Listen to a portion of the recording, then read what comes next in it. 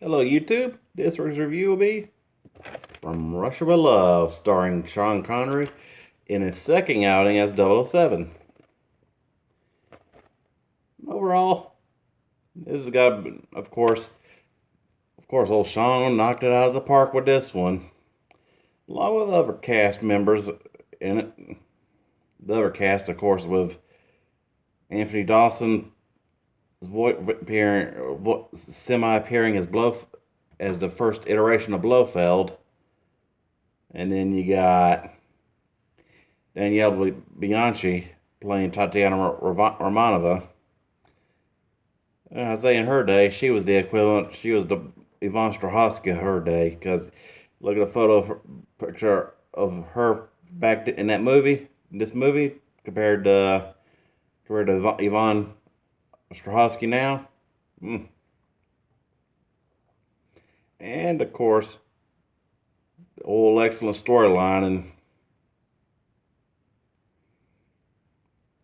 and the one that actually ties in one of the few first Bond movies directed, although it was the second out of the whole franchise, to reference the other one, which was the death of Doctor No from the first movie. Sorry for spoilers for that review, but overall, I mean, come on, can't knock this one, especially with this one with its side characters with the late Pedro Armendariz, which of course this was his last movie as Karen Bay.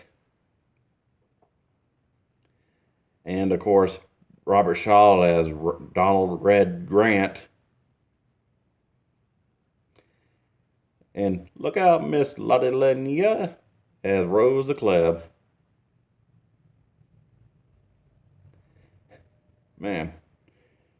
And that knife shoe. Talking about one effective weapon. Although she only kills one person throughout that movie, which is Kronstein. Sorry for the spoiler, for those that hadn't seen it. But overall, I mean, with Connery, you always say he always knocked it out of the park when it came to playing 007. But then again, Connery just knocked it out of the park in almost anything he's done. And since he's the only Bond to not be typecast as Bond, but yeah, let's save that for the other ones. But we have an excellent story and and one that was closest to the book of out of all of film to book adaptation, book to film adaptations of a Bond. This one's got to be the most accurate, except for the fact that in the book version of From Russia to Love, no Spectre. It was all Smersh, which is, well, or KGB, if whatever you call it.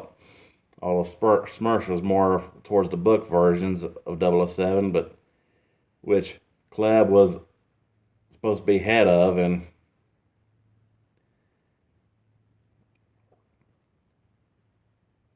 yet in the movie, she's agent number 3, Inspector.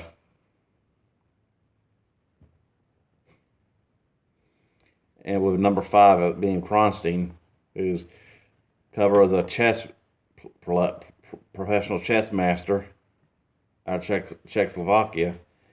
Yeah, but more of a strategy, more of a tactician instead of an actual villain for one that Bond, which Klebb and Grant's throughout this movie the only ones that ever have encounters with him. Like how it starts off with Bond in Istanbul. It starts off, or scratch that, starts off at the beginning where it's like a training sequence where the movie starts off with like an excellent training sequence where it's between Grant and Bond, and you'd think that, and you got you thinking that Grant's got the drop on Bond, but it's just another agent in a mask. Led to the instrumental version of the song, which you don't hear the original till like the end of the movie, and like the bit part of like the boating outing when Bond and Sylvia Trench are on a date and all, which which is supposed to have been a she was supposed to have been like a Bond's regular girl for out that, but good thing they scrapped that because that would have been like a iffy relationship the way Bond gets around and all. I'm like, hmm.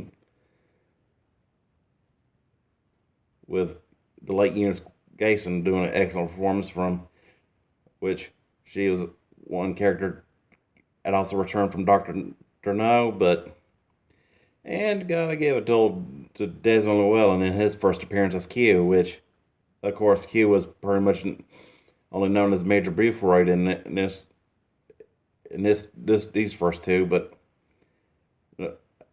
well, I'm gonna that's for the it was a different actor in the other movie in the first movie, so in Doctor No, but that's for another review before I get too distracted. But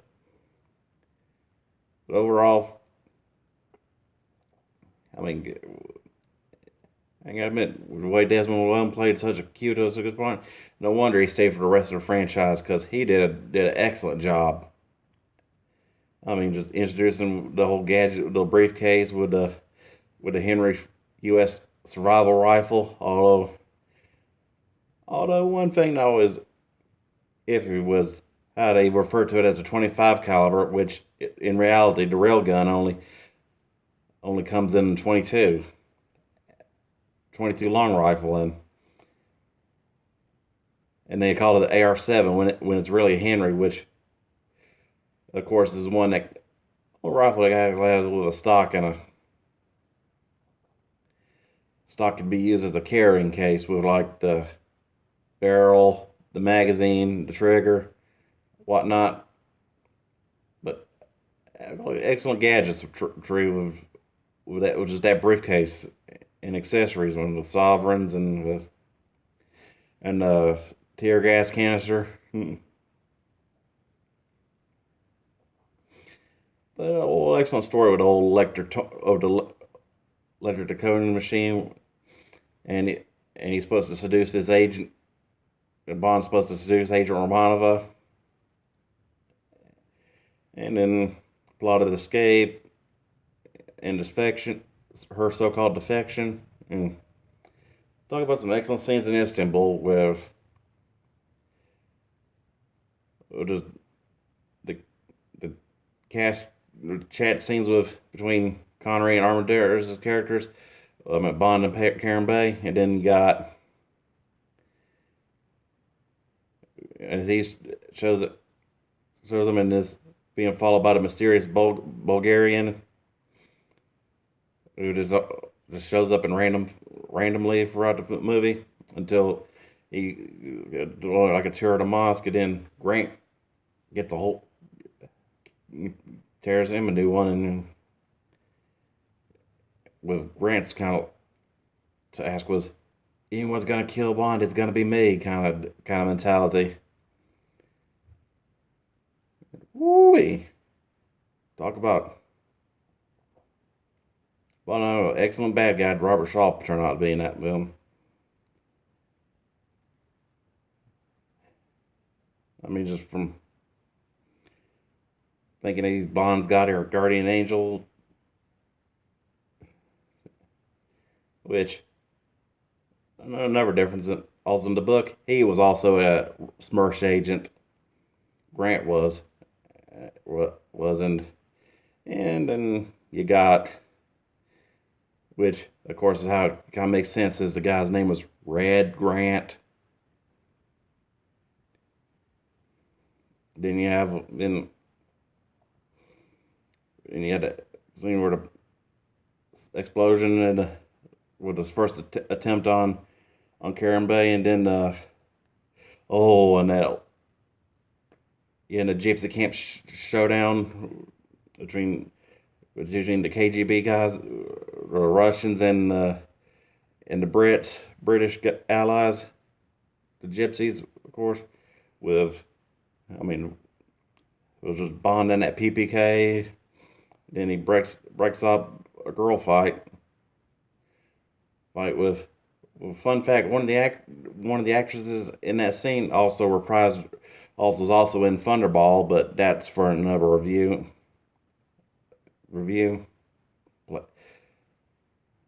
And then you had the train sequence where Bond thinks Grant is thinks it is Agent Nash, and it's Ally of Somerset and Romanov of Somerset, playing David and Caroline Somerset, didn't they? And then which of course was excellent take on that. And then the whole and then when you find out that then when Bond finds out it was him that killed Karen Bay, and Commissar Benz talking about some don't turn around. The commissar's in town. Man, talk about epic twist. Uh, all of the book, all like I've already mentioned, how the book was more of a Cold War thriller, and this one introduced was the movie Spectre, which is excellent for being a second film in the franchise, given how at the time in the 60s, President Kennedy gave an excellent review on From Russia Love the book, on being in his top 10 of favorite books, which kind of helped bring Bond to the mainstream American audience. And then you got, then that epic scene, the scenes with a rifle, and ones with Karen Bay and like an Istanbul, and he gets Krolenko with that so-called 25, which is really a 22. And of course, Bond again, after he escapes from he and Tatiana escape from the train, and then they get done that GMC flour truck, and then they get jumped by Spectre goons, and then Bond shoots one down with that rifle, and then the boat chase at the end. Talk about, we got our saying in England: where there's smoke, there's fire. Man, talk about one of the most epic scenarios and escape scenes which also, fun fact, this was the only Bond adaptation that had Walter Gotel in it, but in this version he was the Commandant of Spectre Island before reprising his role as General Gogol between Spy Who Loved Me and Living Daylights. But those are for other reviews, of course.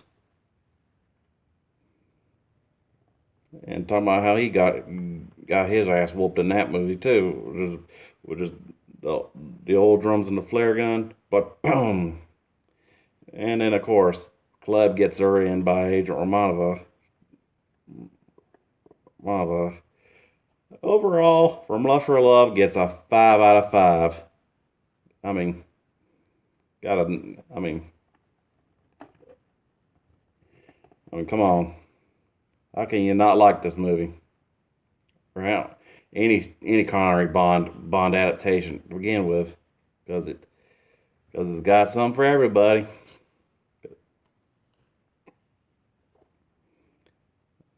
All right, tell me what you want, what you want me to review, and I might review it next week.